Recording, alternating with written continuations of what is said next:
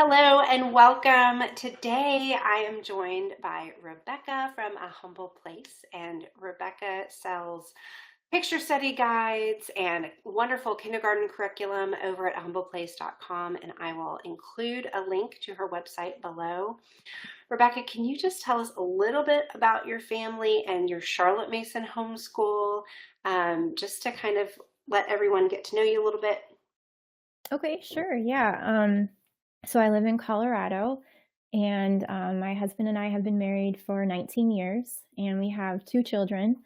My oldest is 13, and he's currently doing Ambleside Online year 7. And my youngest is 9, and she is doing Ambleside Online year 4. And we've been using Charlotte Mason's philosophies since we started homeschooling in 2016. So we're in almost the middle of our 8th year of homeschooling. Um, and I first was introduced to her in 2013, so it's been 10 years. And at the time, I was doing virtual assistant work for bloggers. And a few of the bloggers that I was working with were starting to write about her. And I don't know if she was, taking off at that point or something, but I remember her coming up a lot in things that I was reading and coming across. So my husband and I we were kind of leaning toward homeschooling. Our oldest was 3, so we weren't, really doing any deep research into that yet. But I had found what I thought would be a really neat curriculum for us to use. But because she kept coming up, I thought, well, I should probably look into this and see, what is everyone so excited about with this Charlotte Mason person. And one of the blogs that I read mentioned Susan Schaefer McCulley's For the Children's Sake, and I read it and I was hooked. And I'm really thankful that that I was introduced to her so early before we started school, because I was able to spend 3 years before we started formal lessons, um, really exploring her ideas, her philosophies, starting to read her volumes. And it wasn't really until we started homeschooling that I was able to see how those things are so practical and so helpful, and how they fit into our lives. But I was really thankful that I had that time beforehand. So, yeah. Awesome. Well, and you have, in particular, a picture study, a love of picture study that Yeah. is, you have a background in art. So, hmm can you kind of tell me a little bit about your picture study curriculum and then how it helps families implement picture study? And then we're going to go into also what picture study is so that families who've never heard of it can understand how to do it, because it's such a simple practice. And I love I love the resources that you've put together, and I love the practice because it just endears us to these great works of art. So can you Yeah. expand on that a little bit? Yeah, I agree. So my background is in art history. So I have a degree in art history. And when I first started reading about Charlotte Mason, I agreed with everything. I loved everything: kids getting outside in nature, being exposed to living ideas, and children are born persons, all of those things. But I think the piece that kind of tipped the scales for me was picture study. And what I offer is resources for homeschoolers. I know that picture study can sometimes be intimidating. As homeschoolers, we're so used to trying to offer the full feast in every way that we possibly can, and offering as many resources and ideas as we possibly can. And sometimes picture study gets pushed to the side because, somebody may not have any background in art, or it just seems like too much and there's not enough time. But what you said is absolutely correct, that it's so simple and it's meant to be so simple. So the resources that I offer just kind of offer a little bit of extra information that for questions that may come up during the picture study time. So, picture study in its essence is just the quiet looking time and the narration. But sometimes when you're narrating, somebody might ask a question like, well, what's that thing? Or why is she doing that? Or what's the story behind this? And so the resources that I offer, I've done that research for our picture study in our own home, and then just put it in print form to try and help others if those questions come up and they don't have those answers available. So that's what I put together. And, just exactly what you said about how it is such a wonderful way to introduce your children and yourselves, because I think it's beneficial for someone of any age Yeah. to be introduced to the world of art. So Hmm. yeah, that's what I offer. Yeah, we recently started doing a two-family co-op, and my friend, we were doing picture study, and my friend, she said she's never done it. Hmm. She said she knew about it, but it always seemed to get pushed to the side, just like you said. And she's like, this is food, like feeding my soul. Yeah. Like, I can't believe I was leaving this out. And we were just marveling at the paintings. And then she was like, I want this, it was one of the Vermeer pieces. She's like, I Okay. want this piece in my home, the one with the music teacher, Okay. The music lesson. Yeah. the music lesson. Yeah. Hmm. There's just these vivid colors, and we almost don't appreciate some of these common life paintings because we have Hmm. photography. Right. So it's like, no, they actually know how and studied how to make things look so realistic. Yeah. So could you just walk us through what a picture study lesson looks like for someone who doesn't even know what we're talking about as far as the picture study itself? Yeah. So, well, first of all, picture study is about being able to create those relationships with the pieces of art. So, Charlotte Mason emphasizes that education is the science of relations, and that's your child or your student or you developing relationships with ideas, with history, with people in history, with science, with music, whatever. And that applies to picture study as well. You're allowing your students to have time, intentional time to look at art. So, um, when I talk about picture study, usually I like to give the example of how it looks in our home, and then also in the Charlotte Mason Homeschool co-ops that we've been a part of in the past. And again, I'm going to emphasize this again, but the beauty of picture study is in its simplicity. And because it's so simple, because it's just that quiet looking time and the narration time, it really works for someone of any age. So you don't have to worry about changing it for your younger students or changing it for your older students. Narration might look different, discussion might look different, but the practice itself doesn't have to look different. And so if you are just starting on picture study, just worry about that quiet looking time and the narration time, and anything else that you include in that is extra. It doesn't have to be done. Those are the two things that are essential for picture study. So when I'm preparing for us to do a picture study for a term, I will pick out an artist for us, and just going according to the practice of the Parents Union Schools or the PNEU, we look at one artist per term and 6 pieces from that artist. So that's 2 weeks for each piece. And sorry, there's a cat. In order to prepare for that, the first week, what I'll do before the first week is do you want me to move her? No, she's fine. Okay. I will try and find a biography on that artist. And that can be a big, thick book. I really like to read those just because I have an interest in art. And I believe that reading biographies does add a level of depth and a level of understanding to both the artist and their art. That really helps with that time, but that's not necessary either. Most of us don't have time to read biographies of artists. So what I will do when I'm short on time is just try to find a shorter biography. So sometimes you can find the big coffee table books that have a collection of paintings, and in the beginning they'll have a really brief biography, and I will read that before we have our first picture study lesson for that term. And then for the first, it's almost like a blurb from the back of a book or something, or maybe a little longer, a few paragraphs. It's not nothing super long. Yep. Yeah. And then when we get together, I summarize that for my students, or basically narrate to them what I read about that artist. So I don't read it directly to them. Another great book that was used in the PUS, in the Parents Union Schools, was called Schools of Painting by Mary Inez. And that had just little brief biographies, and that was actually used as a parent resource in those schools. And then I'll take a look at the first painting that we're going to have for that term, and just look at it myself and look through it and say, like, okay, is there anything in this painting that might be kind of weird or not recognizable or something that my kids are not familiar with? Mm-hmm. And if I don't know what it is myself, I'll try and figure that out. I'll try and find it out, or I will just keep that in mind for when it comes time for that picture study lesson.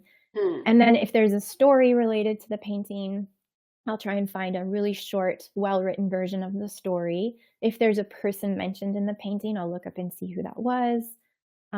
Just trying to give myself a little bit of background on the painting itself. And then when we meet the first time for that term, I'll just let the students know. So for instance, this term we're studying Tintoretto, which you can see in the background. And so I usually like to print out a picture of the artist, and this will hang up. We have a little wire board above in our homeschool area, and I'll hang that up for the term, and I'll just say, this is our artist for the term. His name is Tintoretto. And I'll mention that he was active in Venice. So I'll pull out a map, wall Mm-hmm. map, globe, whatever, and I'll ask if somebody can point out where Venice is on the map. Mm-hmm. And then I will do that summary of their biography. And just keep it really short, because Charlotte Mason emphasized that picture study is about the art and not about the artist or the movement or the historical period or anything like that. It's just about the art. So this is just a little bit of extra information. And then once that's done, I will hand out the pieces. So I like to give my students individual prints. This is a practice that we started in our homeschool co-op, our first one. And before that, we had all just been looking at one print together, but they had this practice of everyone getting their own print. And I saw that it allowed them to really pay attention more to the piece and really study it better. But if you can only look at a screen, or you have to, everyone looks at one piece, that's also fine, just as long as you're doing it, you're looking at the art. So I passed them out, and this is one that we did this term, and I'll give them to each student face down. And once everybody has their prints, I'll tell them to flip them over. Mm-hmm. And I'll remind them that, they should study it. They should notice the details, the colors, the first thing that pops out to them. And every once in a while, close their eyes and see if they can see that whole image in their mind's eye. And if there's any part of it that's not clear, that's fuzzy, they can open their eyes and study that part again. And just keep doing that until they can see that whole thing clearly in their mind's eye. And then when they've gotten to that point, excuse me, they can flip it over on their lap. And I've noticed with the younger students, it's usually around the 3-minute mark that they start getting antsy. With older students, especially ones who have been doing picture study for a while, they can go for 5 minutes or longer. Usually cut them off at 5 minutes, just because, we are doing a timed lesson. And I have everybody flip them over, and then I ask them, what did you see? And in a larger group, I like to hear from everybody. So everybody just shares, 1 or 2 things. With a smaller group, like just my 2 kids, I'll tell them, pretend I've never seen this painting before. Mm-hmm. And you have to describe it to me in detail so that I can picture it in my mind. And they kind of sometimes try to outdo each other in their description of it. If somebody misses something, somebody else will say, oh, you forgot this. During this time, I don't interrupt. I don't correct.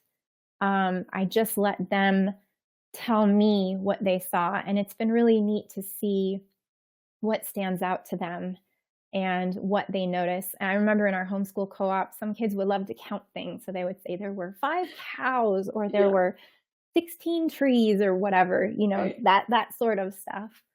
But if questions come up, which they inevitably do, sometimes I'll ask, that's a great question.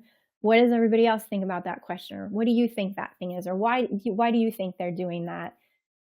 Sometimes I'll find that somebody else's narration answers the question of someone else. So I like to keep questions for after our narration time is done, to see if either of those things happens. And then once everyone has had a chance to talk, we flip them back over and then we talk about them. We look at, maybe things that people missed, or if there are still outstanding questions, if I can answer them, I'll do them at that point.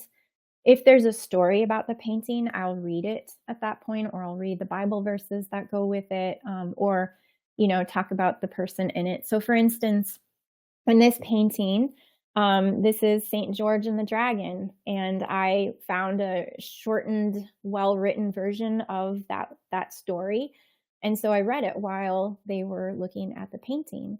They had a question about what this was up here, and so I told them that that is meant to be God the Father, and just going over the painting and sharing it together. We generally don't talk about movements, we don't talk about styles or techniques unless that comes up organically. So, if you've studied right before this, if you studied Monet, obviously there's a big difference in Monet's style and Tintoretto's style. And we can compare those styles, and I can talk about Impressionism a little bit, but only if it comes up. And that was actually something that Miss Mason also said, was that there's no talk about movements or anything like that. It's just about the art itself. That's the first week, and then the next week is a lot lighter. We'll look at the piece again. I'll just ask them, what they remember from the last time we looked at it. And then I'll ask very open-ended questions like, if you were standing, right here, what do you think you would hear? Or what do you think you would feel? Or, something like that gets them thinking more about the piece itself. So that's it in a nutshell. Good. Well, I love that. I love that the picture study really, it helps make it their own, that they're starting to come into relationship with the piece for themselves. And I also love this practice because so many things in the Charlotte Mason education feels a little bit hands-off. And with nature study and then with picture study, this is one where we can be engaged and actively learning with the student. We're not just saying, okay, now you're self-educating. I mean, they are, because we're leading them, but it gives us something to lead them toward. And we're also self-educating with those two things too. Yeah, exactly. Yeah, it's such a great practice. So I had a couple questions because folks have asked me, because in the traditional schooling world, you have like art appreciation and also the term of artist study. So can you kind of break those two things down and how this is different, and then maybe how it overlaps? Okay, yeah. So art appreciation, as I understand it, and I'm sure different schools do it in different ways. And in fact, some people actually call Charlotte Mason art appreciation, or Charlotte Mason picture study art appreciation. But when I was in elementary school and public school, I remember our art appreciation being more guided than picture study is, and it usually involved other activities as well. So I remember we would have a representative come from our local art museum, and they would bring, a reprint of something in their collection, and they would guide us through it. So, if we were looking at this painting, before the student had any time to look at it on their own, they would say, okay, this is St. George, and here's the dragon, and here's the guy the dragon was supposed to eat, and here's the princess, and here's God, just guiding them through it, telling them what's going on, and not really allowing them any of that quiet looking time. And what's interesting about that is that when I was in college, I spent hours in lecture halls staring at paintings and having this done to me, where we had the professor guiding us through each painting, talking about the artist, giving the history. And literally, I was staring at these paintings for hours. But it wasn't until I started doing picture study that I started noticing more details.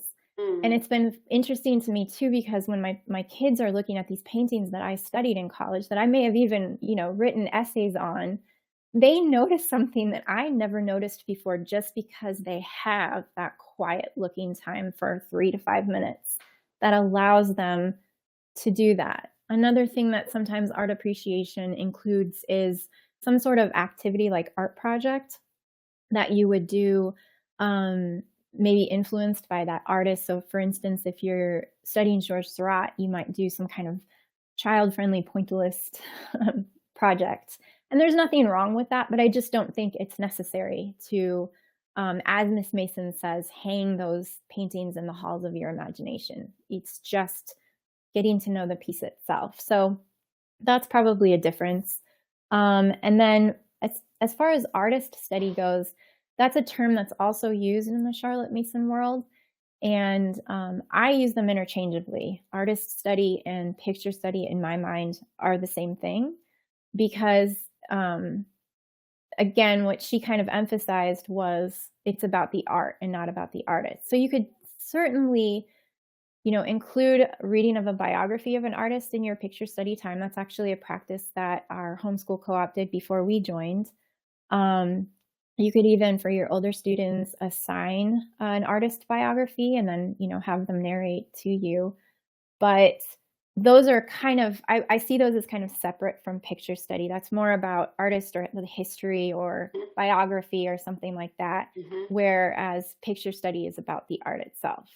So I hope that answers your Yeah, that was so question. super helpful. Thank you Okay. for diving into your college days to help us.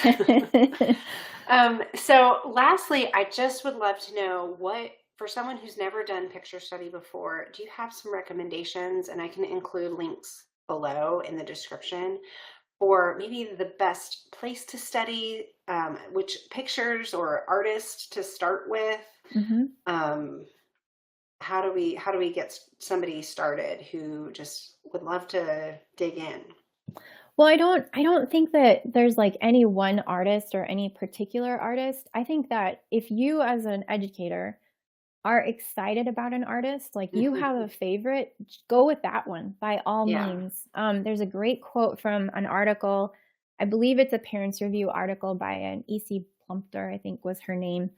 And she wrote for, like I said, the parents review. And she said that really the only three things that you need for picture study are an interest in art, excitement for the topic, and knowledge of children. I'm paraphrasing, but the first one, excuse me, excitement for art. If you have excitement for a specific artist, that's going to come through in how you talk about that artist, how you talk about their work. Mm-hmm. And that's going to be, hopefully, I've seen that with my own kids. Sometimes it's not so true, but it's hopefully going to be infectious for them. And they're going to see your excitement and think, oh, this is something to be excited about. So if you have a favorite artist, I would go that path, definitely. If you don't have a favorite artist and you just kind of like, I don't know what to do, always the masters are always a safe place to go. Vincent van Gogh is a great one. His paintings were vibrant, they were colorful, and chances are at least once in their lives they were going to come across Starry Night or sunflowers or something like that. Sure. Another great one is one you mentioned, Vermeer. Mm-hmm. His paintings don't necessarily have a story, but you can look at them and almost come up with a story on your own. And I love his detail. I love how realistic his paintings are and just how interesting they are to look at. Another great one that I personally like and that I've taught him in our home and in our homeschool co-op is Henry Osawa Tanner. And he was just, not only was his art just beautiful, but he also wrote a really great autobiography when he was a later artist, later in his life, that talked about why he became a painter in the first place. And so that was, my kids really enjoyed hearing that. And then also, just experiencing his art after having heard that. And, there's Leonardo da Vinci and all the others, but I think those are really good ones to start with. That's awesome. Thank you. And you have those in your shop? Yes, I do. I have Or those. prints, and then you also have a guide to help. What are you calling them? It's your booklet I that have the goes with picture it? study aids. The aid, yeah. Yeah, different curricula have artist lists, and that's a great place to start too. Sure, to see which ones they recommend. Yeah. Well, good. Well, Rebecca, thank you so much. Yeah. And we will have ahumbleplace.com linked below along with your Instagram.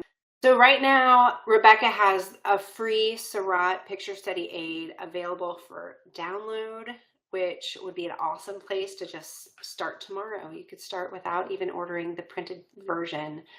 But we will have a link to that below in the description. And you can go check out her shop over at humbleplace.com. Well, thanks so much, Rebecca. And Thank you. we'll see you next time. All right. Thank you. Okay, bye-bye.